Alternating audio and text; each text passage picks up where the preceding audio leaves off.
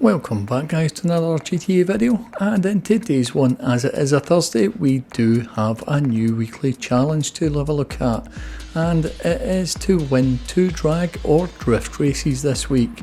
And we do have the new drag races available. So the way you can find them is first of all by going on your phone and entering it through the jobs menu on there. There is also a map blip option where you can join just outside of LS Car Meet. You can also go into the main menu, jobs and Rockstar created races, where you'll see the full lineup of all the drag races. The final option in which you can join one of the drag races is of course by going up to the race organiser within LS Car Meet. Jumping into this one, which was Bluff It, we do get my very first race, and there is a lot to take in. The needle, you do need to keep the needle within that blue area or you will not get a perfect burnout. Here you can see I actually failed it, and on the startup I was actually just revving up, but I let go to try and hit the boost marker with the go button, but that doesn't work. You do need to keep it full power. Next thing up is the gear changes. You do actually get to change gears on the drag races using the circle button to shift up and the X button to shift down.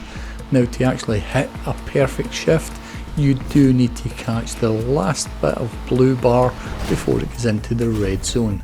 And as you can see, I failed on everything with that race, but we jump into the next race, which in this case is High and Dry.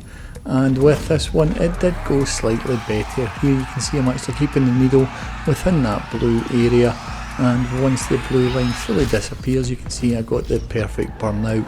As for the start, I keep the engine fully revved all the way through the countdown and the go signal, and I get the perfect start. When it comes to the gear changes, that's a totally different matter. It changes up so quickly.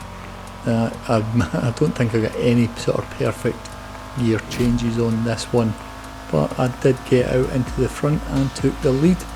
We then also have a nitrous boost button. Unfortunately you don't have the nitrous boost activated from the start. It will only become activated roughly halfway along the race course itself. You do only get to use the nitrous boost once, and once it becomes available you use the L3 button to activate it. Once it is activated it will give you approximately 5 seconds worth of boost. With the races themselves you do have a choice between 7 different races, and having raced in 5 of them they do vary in length from around 40 seconds to just over a minute. But here you can see I come up and take the checkered flag on this one.